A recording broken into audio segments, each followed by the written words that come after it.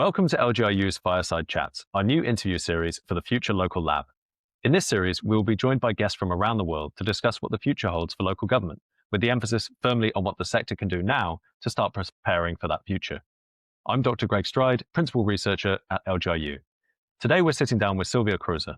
Sylvia is Assistant Professor of Global and International Studies at the University of California, Irvine, where she studies questions of urban power, politics, development, and decolonial knowledge production, particularly in contexts marked with deep inequalities.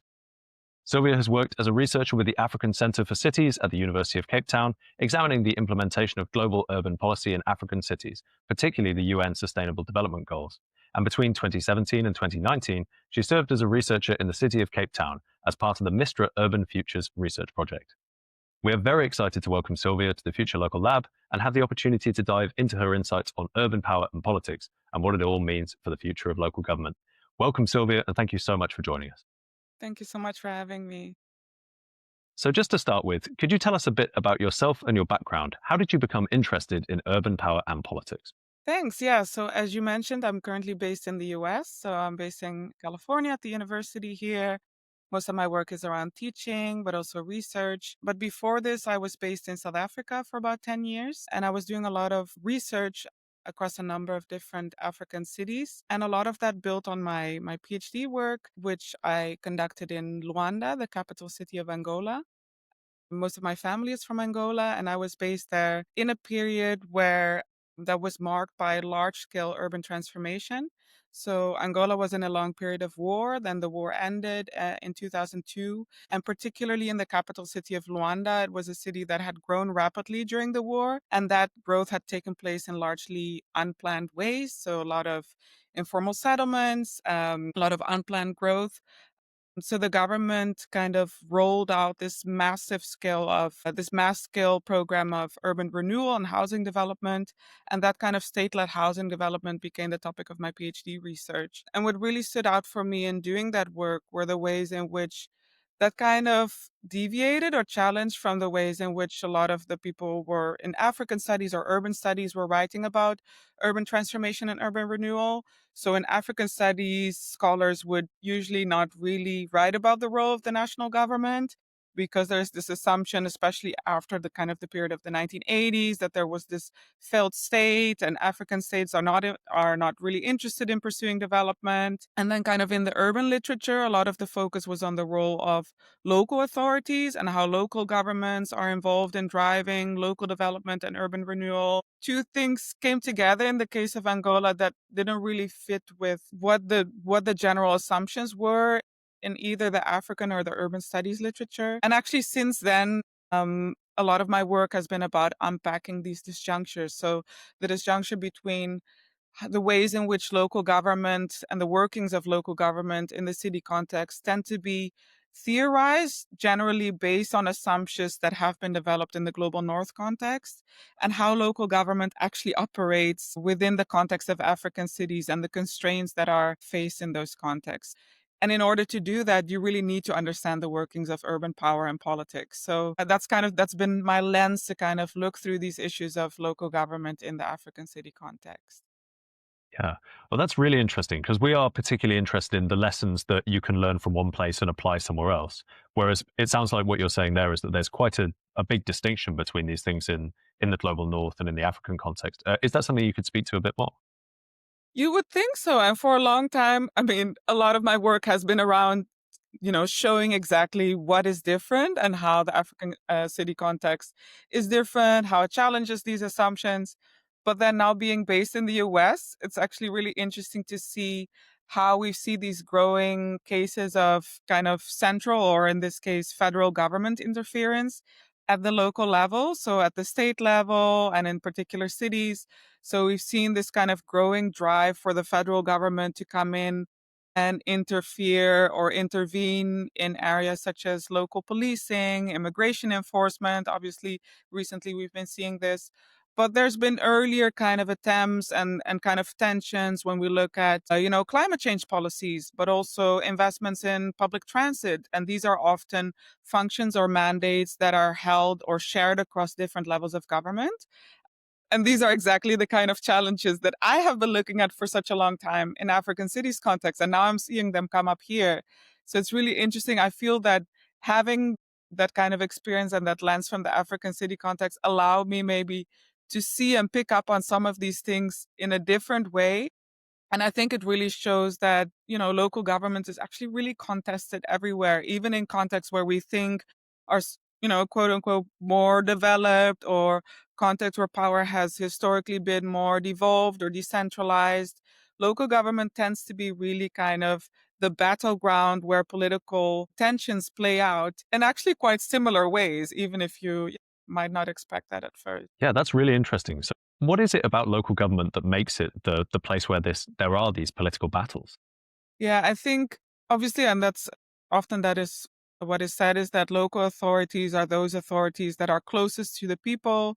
So they are best placed to actually, deliver to local communities in terms of the delivery of certain services. But that also has certain political implications, and it can give local authorities a certain level of power that particularly other levels of government might not feel very comfortable with, because there's this understanding that power that might be gained at the local level can take away power at higher levels of government. So there's this very distinctly political element to those tensions that play out at the local government level. And we see that often then translating into attempts by higher levels of government to take away powers at the local government level in order to prevent kind of the balance of power to tip towards a particular side. I think it's something that all our listeners who work in local government will be aware of, that sort of tension, I think, because you do feel it on the local level. Just to move on slightly to some other work that we've been reading of yours. Your work often involves collaborations with people from various fields and disciplines, like city officials or practitioners and academics. How have these partnerships influenced your perspective on what makes for effective local government? Yeah, so being based in academia, we often talk about academic silos, and the sociologists might not speak to the political scientists, and the geographers are over there. We're all having these kind of conversations within our own little fields, but these silos obviously exist everywhere. So in local government, also departments that may not be collaborating or sharing information, but even across a wider set of stakeholders that operate in the urban context. So a few years ago, when I was still based in Cape Town, over the course of a year, I was involved in kind of curating a series of seminars that would bring together urban experts, not just from the government side and not even just from the city level side. So we brought together people from the city level, the provincial government level, the national government level, plus academics, but also representatives from civil society and the private sector. And particularly in a context, so this seminar series talked about how to localize the SDGs. So how to kind of uptake or bring down these kind of global, sometimes abstract goals to the local level, how to engage with them, how to develop policies for their implementation. And actually bringing people together in the room really showed kind of the power and the importance of collaboration and just creating these spaces for knowledge sharing. And it was really, really interesting to be part of that and to see the kind of conversations that those seminars actually enabled and the kind of communities of practice that evolved out of that. So I would say that that's really influenced my perspective in the sense to really bring home what that could look like in practice, and the power of that. Yeah. Was it ever challenging to get people to sit down together? And if it was, how did you get over those challenges? Yeah, I think I think I had the fortune that the kind of people that I was working with were already kind of champions in their own fields or departments. So they had already a kind of predisposition perhaps to be more open. So I think the challenge is not always in kind of bringing people in the room, but then how to then translate what is talked about in the room to the spaces outside the room, and to make sure that people actually take an interest and really take ownership of that. That is not something that, as an academic, you come in and you say, oh, it's so important for us to collaborate and to share knowledge. We do also have to be conscious of the fact that there's a lot of constraint in, the everyday workings of government that make it very hard to do that in practice. Because if you don't take an initiative in bringing certain people together, that's not something that is always supported or even enabled in the workings of everyday government. So I would say that that's where the real challenge is. Yeah, I'm intrigued as well because you mentioned that you were doing these seminars on what the sustainable development goals at a local level. What kind of things were you talking about in those seminars? I mean, what are the lessons from the SDGs for local government? So one of the things that we focused, I mean, each seminar had a different topic and we had different people coming in to present on a particular topic. But what really comes to mind thinking about this, and it's also something that became important at the city level in Cape Town that they focused on, was the question of data. So the SDGs had this kind of monitoring and evaluation framework with a set of targets that could be used to kind of measure the progress towards meeting the goals. But when you start looking at those targets and you start looking at the kind of information that you need to measure them, either that information sometimes actually just does not even exist at all, or it's not disaggregated to the right level, or the information is collected by the National Government Agency of Statistics and not at the city level. At the same time, there's also data that is collected at the city level that then is not actually available or used by other levels of government. So for me, the question of data was really a great example that showed the challenges and these challenges around the silos, but also the power of when you bring people together in the room, you start realizing, oh, wait a minute, you are collecting this data. How can we share this? Or how can we use the methodology that you have developed in a particular city in another city? Because that's also something that at some point we started looking at, was bringing together people outside of the city of Cape Town, but having city officials from Cape Town meeting with city officials from other cities across South Africa and having them share experiences and knowledge on the kind of data that they were collecting, the methods that they were using, and how they could share that with other levels of government. That's really useful to know. And I think here, because we're the local government information unit, I think we share the same thing. We're trying to share information between local governments all the time.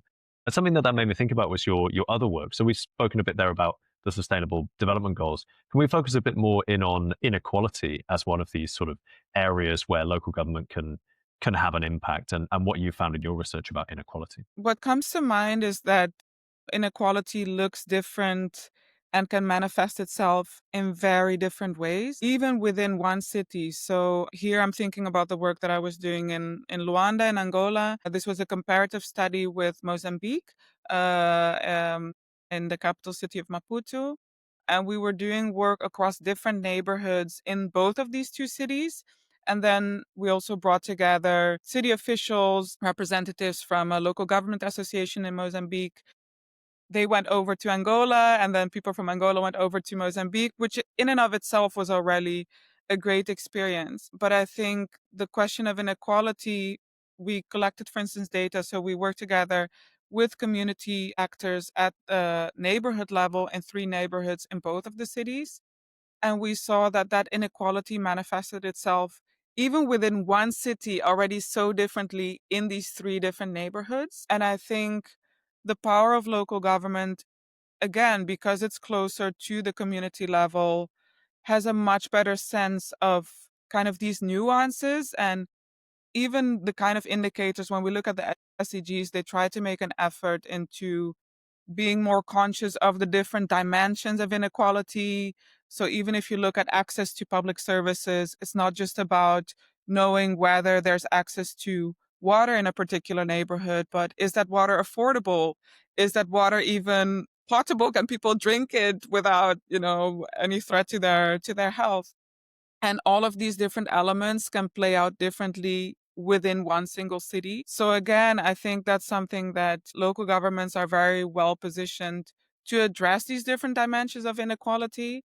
And I don't think, yes, we're building sufficiently on the knowledge that exists at that local level and how that can be translated into approaches that are more context dependent and adapted and differentiated to particular needs at the local level. Yeah. Does that apply to community cohesion as well? Is the same thing, the same lesson relevant? Yeah, I haven't done specifically research on community cohesion per se. I think this will probably look very differently depending on the context. I have seen, and this is a reality in many African cities, because of the fact that local governments often are faced with a lot of constraints in terms of fiscal resources, in terms of technical resources, even in terms of the mandates that they legally have to deliver certain services. So you'll often see communities kind of step in and kind of, in South Africa, we've seen a lot of communities, they go on and they start fixing their own potholes, people going for different, sources of energy provision, people coming together, really at the level of kind of community, mutual, self-help and kind of these groups of mutual aid and solidarity. And I think what can make what can make these initiatives sort of kind of make or break is either where there's just no support at all from the government, because at some point you do start reaching certain limits into what a community can do or the extent to which those initiatives can be upscaled. Or the other kind of extreme of that would be then the government coming in and just trying to take over and just, we're going to do it better, or we know how to do it. I think it's very important for local government in terms of, looking at ways in which cohesion can be strengthened, really listening. What do these communities actually need? Do they want you to come in? Do they maybe just want you to, to be given, a space to come together or particular sources of funding? You'll often see that at the community level, there will be this key figures that is kind of the person that is kind of championing or that's really central to the daily workings of certain initiatives. So kind of trying to identify who those champions are and really listening in a way that allows these structures to function according to their needs rather than what a local government might think that they need. That sort of brings me on to the next question I was thinking of, which is, as we look to the future of local government, what emerging trends or innovations do you foresee transforming the landscape of urban policy and development? What's coming up? That's a difficult one because again, these trends, they play out so differently across each context. Here in the US and I think globally, there's a lot of talk about, the role of AI and the role of digital technologies. And these just really play out in very different ways in the African context and even across Africa. The role that digital technologies play in a country such as Kenya or other parts of East Africa or Southern Africa is really very different in other parts of the continent. I think we've come a long way in embracing that diversity. And even the fact that when we talk about local government, we can be talking about these mega sprawling, urban metropolitan areas and corridors. Local government is also, in a small town or kind of secondary city. So I think we've come a long way in terms of embracing that diversity and kind of understanding that whether we're talking about the role of digital technologies or kind of the effects of climate change, which I think is really something important that will continue to shape and challenge the workings of local government, that will really play out in different ways depending on the local context. But I think for me, just for my own research, what I'm really kind of passionate about in kind of communicating to people is really that we need to have an understanding of, city power. What power do cities actually have? What constrains this power, particularly in a global context where we see a resurgence of kind of more non-democratic forms of political rule. And we see that playing out not just, even the kind of so-called global north or south distinction here is not really of help because we see this playing out across the globe. I think we need a much better understanding of what power cities have, what constrains the power of cities, understanding that there's a lot that cities actually do not control, whether it's, large kind of global challenges of climate change, migration, macroeconomics, and understanding that we cannot just have the conversation about local government. This needs to include all levels of government. So really the importance of multi-level governance systems and who is doing what, how can we collaborate together, how can we share and distribute resources. I think that is what will ultimately shape the future of local government and urban policy. It's exactly that conversation of the distribution of power and how that plays out and how we can, practice that power in ways that actually respond to people's needs. Yeah, definitely. Is there any advice that you'd give any sort of city officers that are listening to this for navigating that challenge? I really do not want to advise city officials because I do not envy them. I think it's very easy as academics to, critique urban policy and I spent time as an embedded researcher also with the city of Cape Town, and it made me very, very aware and appreciative of the challenges that local government officials face.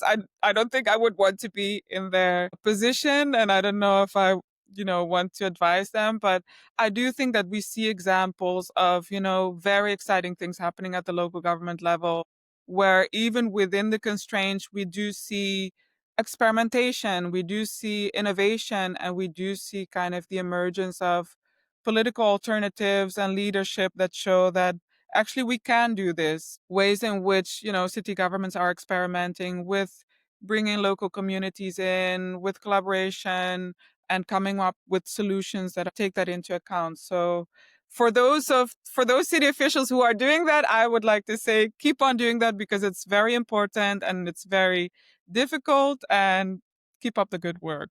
That's what I would say. That's a great message. Are there any of these innovations that sort of spring to mind from your research? Are there any that really stick with you over the time that you've been doing this? I think most of the things that really stick with me are the really small scale initiatives that are powerful in terms of bringing people together, for instance, in the public space. So, some examples that come to mind from the different cities that I've worked in is really kind of community spaces, a local library or a local playground. Might not it's often not kind of the big flashy kind of investment, but it's really those really neighborhood level interventions that can be so powerful. So I think that was what come to mind. That's great. Thank you. I want to ask my final question now. How can local government going into the future best foster collaboration and knowledge exchange between researchers, policymakers, and communities? Yeah, I mentioned that I worked as an embedded researcher with the city of Cape Town. And again, that was really important in terms of shaping me as a researcher to understand what it is actually like to work within a local government, what the daily realities are. So, this was part of a wider knowledge exchange program and collaboration between the city of Cape Town and the University of Cape Town. And we've seen kind of different versions of that collaboration happening in other parts of the world. And I think it's just such a powerful tool of having academia and government come together. Important to notice that, or to note that just as academics would spend time with the city government, some academics were doing their PhD research while being based within a city level department. We also had city officials coming to spend time at the university. And I think having those both sides is really powerful because it also allows local government officials that often have a wealth of knowledge and experience, but they don't really have the time to really reflect on their own learnings or kind of put this into a comparative perspective with another city. So having these knowledge exchanges where it's not just about academics spending time within the city, but also the other way around are really powerful. And I think being able to establish these kind of collaborations on a longer period where it's not just a once off someone coming in for a short period of time, but doing this over a prolonged period of time also allows for then these kind of learnings to translate into policy making and implementation. Particularly in the case of Cape Town, again, we've had a few people who spend time within the city as PhD researchers and now actually work within the city as officials. So they take that experience with them, and that really allows you then to kind of have these learnings become kind of more ingrained into long-term government workings and policy making. So I think that's just a great example of fostering this kind of knowledge exchange in a way that can have very real, tangible, and long-term impacts. Definitely. Well, I just want to close out by saying a big thank you, Sylvia, for sharing your expertise with us today. And thank you to everyone for listening. We'll be back soon with more expert interviews for the Future Local Lab.